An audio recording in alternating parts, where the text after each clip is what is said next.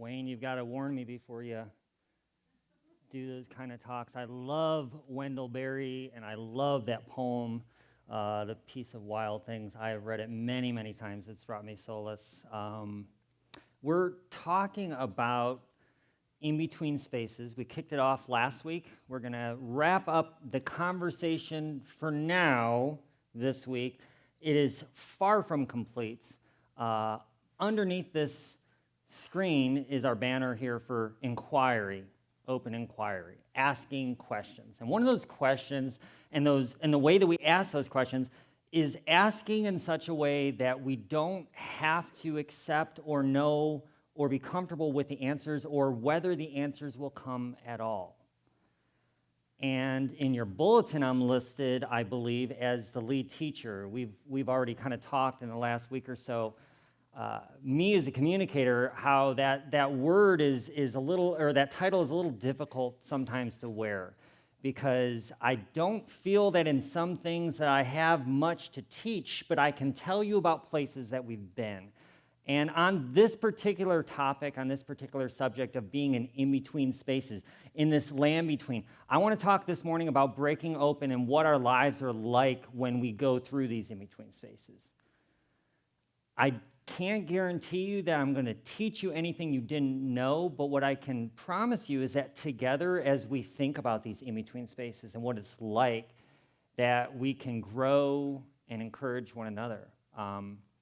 Jared mentioned beforehand his wife being home, and interestingly, we share a lot of commonalities, not just in our former employment in evangelical America, but our wives both have and struggled with long-haul COVID. And that alone is a huge thing to try to reorient your life around. My wife's not here this morning, and quite frequently she'll have really, really good days and then some other days that are just not so good. And learning to live with that tension and learning to live in that in-between space and that uncertainty is how we grow. And I believe that in the process of breaking open, that we can prepare ourselves for more. I want to recap. We talked a little bit last week about liminal space. And the definition here that we're working with is liminal comes from this Latin word limen, which means threshold. It's a crossing over. As we discussed in pre-talk this morning, it doesn't always happen with a hard and fast line. Sometimes it does. It's the phone call, the diagnosis, the divorce papers being served. There are those times when it's very, very stark that we're entering a new season. But more often than not, it's this slow, gradual process, and one day you kind of look around and you're like, oh, everything's changed. Everything's different now. It's also where we get this word limbo and being stuck in between. Kate Bowler, who I quoted last week there, we talked about this book, Everything Happens for a Reason and Other Lies I've Loved. I recommended that to a couple people and gave some links out last week. I love her approach to it. She said, I secretly love the idea that everything has a purpose and that maybe everything happens for a reason, because there gives you can have a little bit of a confidence in thinking that there is a plan for this seemingly senseless tragedy or this very, very difficult situation that you find yourself in. There's a name for that for a very positive outcome within branches of Christianity called the prosperity gospel. And at one point in my past, I was raised in some of the prosperity gospel doctrine and teachings, which on its surface, to anybody who's not lived it, seems bizarre that you could just have enough faith and receive healing. But when you're in the middle of it, there is a confidence, a comfort in knowing that something is going to come if you just work hard enough at it, if you just pray more, if you have more faith, if you have more belief.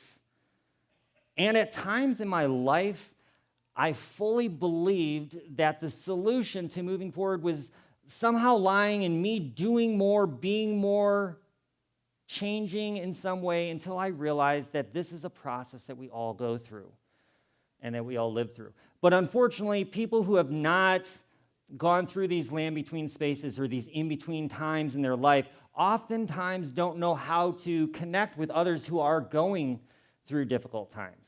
Kate talks about how she had a stage 4 cancer diagnosis and all the things that people said. And anybody in here who's ever had a cancer diagnosis or lost a loved one has heard some of the horrendous things that people have said to you in the name of trying to comfort you and encourage you. I love this card which says, "Please let me be the first to punch the next person who tells you that everything happens for a reason."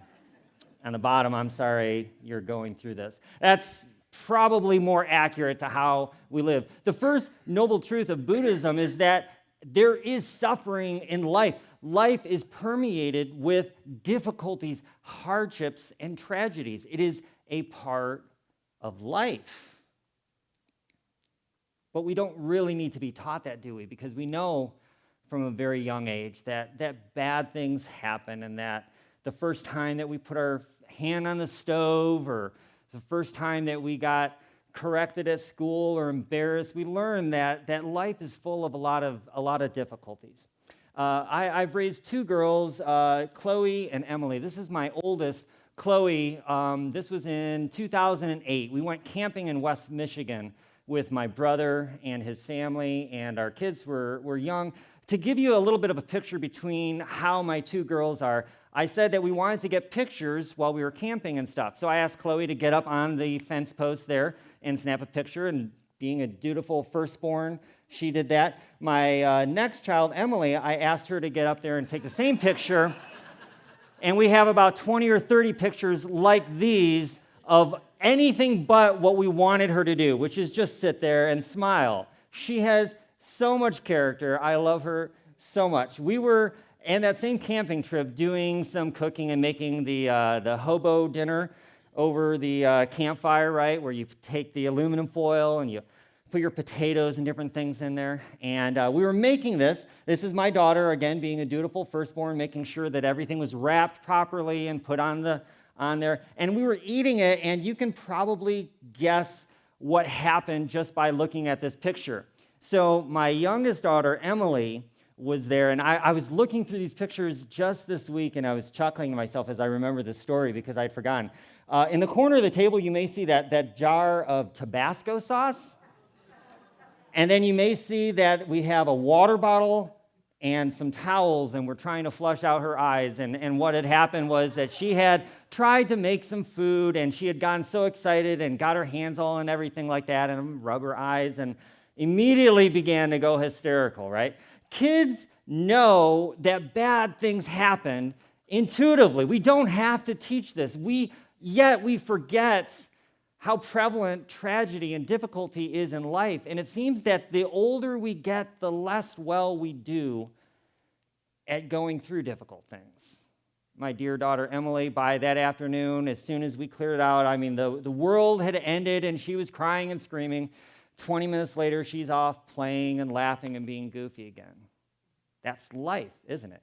We go through these things over and over and over. What changes is how we respond to it. What we can learn from the dukkha, the principle of suffering, that first noble truth, that there is suffering in the world, and that suffering, that difficulty has things to teach us if we let it. Barbara Brown Taylor said in her book, "I've learned things in the dark that I never could have learned in the light." I've learned things in the dark that I never could have learned in the light. So therefore, I've come to the realization that the darkness is as necessary for me as the light. The land between is as necessary as it is painful. It has things to teach us. So how do we get through these difficult times? How do we get through these transitions? This is where I feel the inadequacy of the title teacher, because I would love to be able to give you 5 steps for going through difficult things. I'd love to be able to tell you 3 principles that if you follow these things, that your next difficulty doesn't have to crush you. But the reality is, I can tell you, not as a teacher, but as someone who has gone through difficult things and continues to go through difficult things and continues to live in this limbo, this in-between state that is life, that there is no single answer, and that there are way more questions than there are answers in life. I would say that the best advice I love comes from Antonio Machado, a Spanish poet, who said, "Traveler, there is no path. Your footsteps are the road and nothing more. There is no path. The path is made by walking." Your path through your in-between space is yours to walk. The steps you take are yours alone. Another way that we have described this in our family, my wife and I, through the years, is the expression of building the bridge as you walk on it. And that's really what a lot of this in-between time feels like, right?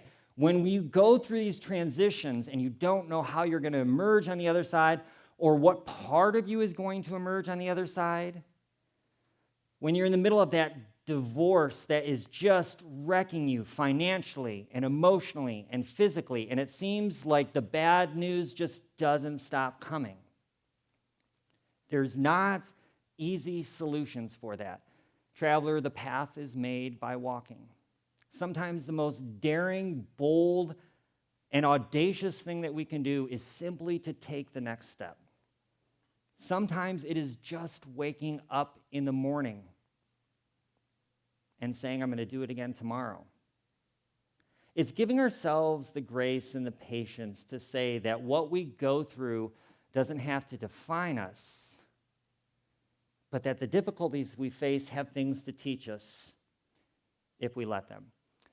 In your bulletin, I mentioned a few quotes. The first one is from Alan Watts, and one thing you'll get to know about me in my teachings is I'm a huge Alan Watts fan. Fanboy would probably be the best way to describe it, because I feel about him the same way that I do about Star Wars and other types of geeky genres. I'm a true Alan Watts geek. I've listened to so many talks of his, and he has a book called The Wisdom of Uncertainty.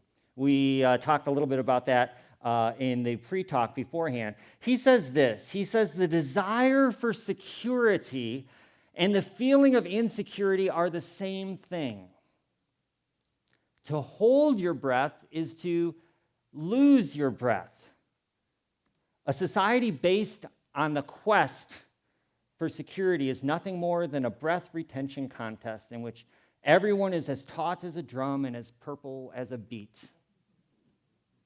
And of course, while I'm reading that, I'm picturing or hearing Alan Watts in his great literary English accent saying that the idea that holding on to things is the opposite of what we need to do does not become more evident until you are in a place where you don't have any other options.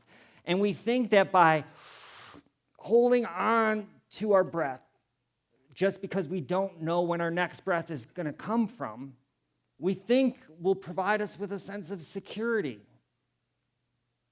And all it does is try to cling to who we were just a few seconds before, instead of realizing that the process of breathing is not just the next breath that comes in, but it's also emptying your breath out.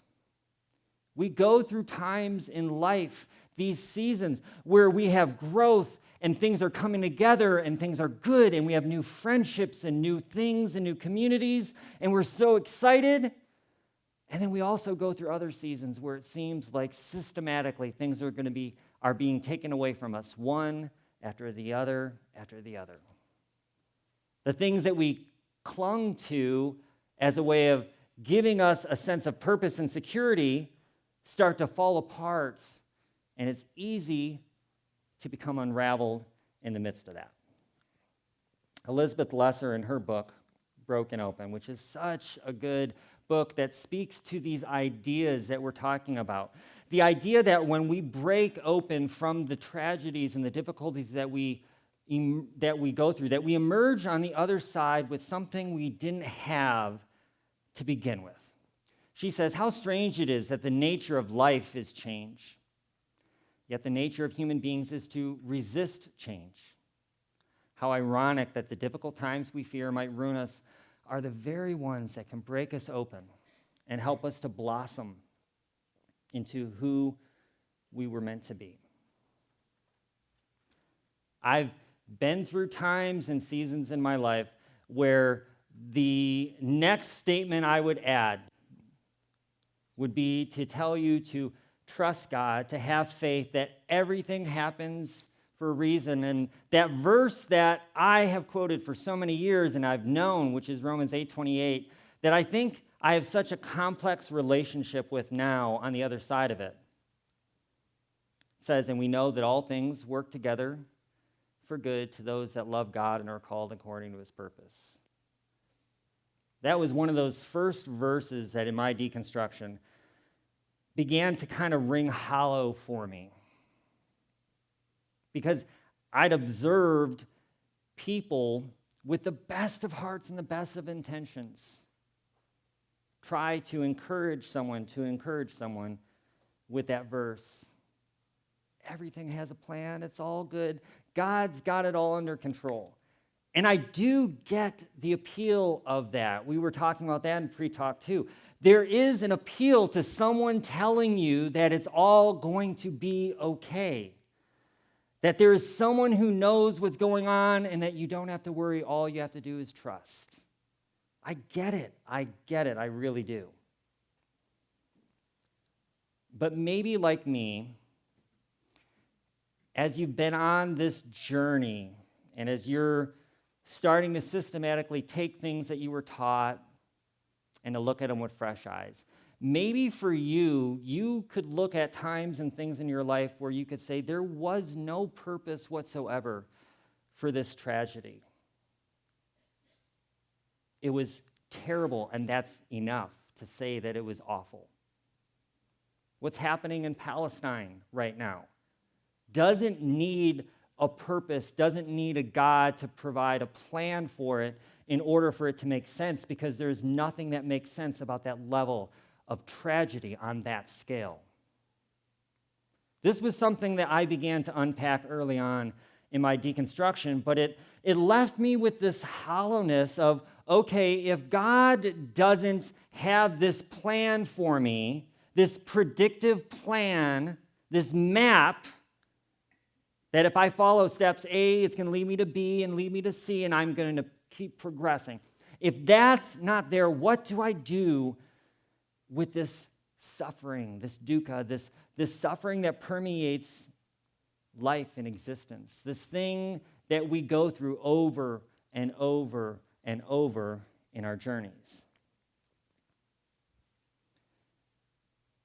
And I've come to the conclusion that while there is no path through pain that someone can give you that is going to either make sense of that tragedy or somehow predict the outcome, what we do know is this, that because life is pain and because life is suffering, we can draw together and find community with others who are going through that at the same time.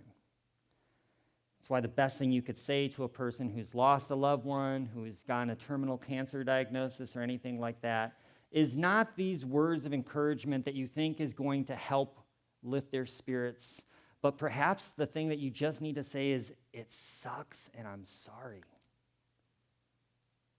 Period. But for us, as we go through these things, and this is why I'm encouraged about this community, because we have a depth of story, we have a depth of history within this community. This community is 150 years of change and transition, many of them painful for those of you who lived through some of those experiences. They weren't all sunshine and roses. And yet, here we are. We still emerge on the other side. I want to show a little video here. This is from the 2018 Olympics. And one of the things I hate is when companies I despise just make these amazing, emotional marketing videos and commercials. And I'm like, damn it, I hate you, but I really, really love this video. So this is one of these videos from Procter & Gamble. So just ignore the fact that it's Procter & Gamble. This is not an endorsement of them or anything like that they're doing to our planet. But the message of this video, the first time I heard it, just resonated with me so much, because you see the stories in the eyes of the children, and you recognize, if you are aware of the pain that's ahead. And this music that's the backdrop for it is such a perfect song. Unfortunately, we're going to mute it for the live stream, so anybody that's watching on our live stream, we'll post a link to this commercial later on in the notes. But we'll show this short little commercial, and then I want to wrap up afterwards here. This is a video commercial that was aired during the 2018 Olympics. We'll pass around the Kleenex after that one there, right? Oh, my goodness. There's something about that video that rings true, because maybe you've had a mom or a dad or a mentor that has been that for you, maybe not, okay? But we perhaps, if we're lucky, we've had somebody in our lives who has seen us and who we were going to be before we could see it ourselves. We've had someone like a mom who could look at the child and see the unbridled excitement and joy and optimism for a world that is going to crush them and beat them down. And yet, there's a story to be told on the other side. So friends, whatever your in-between space in that you are in, and we are full of that in our lives. Our lives are full of times of transition. May you have someone in your life that can see you and can encourage you, not with words of platitude that everything's going to be okay, but that can simply walk through that with you. I want to leave you with this admonition in the form of like a benediction, and that word may be loaded for some of you, but it simply means the words of encouragement. It simply means to speak truth or to speak encouragement. And so may these words here be the encouragement for you. It comes from Elizabeth Lesser's book. May you listen to the voice within the beats even when you are tired. May you feel yourself breaking down. When you feel yourself breaking down, may you break open instead. May every experience in life be a door that opens your heart, expands your understanding, and leads you to freedom. If you are weary, may you be aroused by passion and purpose. If you are blameful and bitter, may you be sweetened by hope and humor. If you are frightened, may you be emboldened by a big consciousness far wiser than your fear. If you are lonely, may you find love. May you find friendship. If you are lost, may you understand that we are all lost, and still we are guided by strange angels and sleeping giants, by our better and kinder natures, by the vibrant voice within the beats. May you follow that voice, for this is the way, the hero's journey, the life worth living, the reason that we are here. Namaste.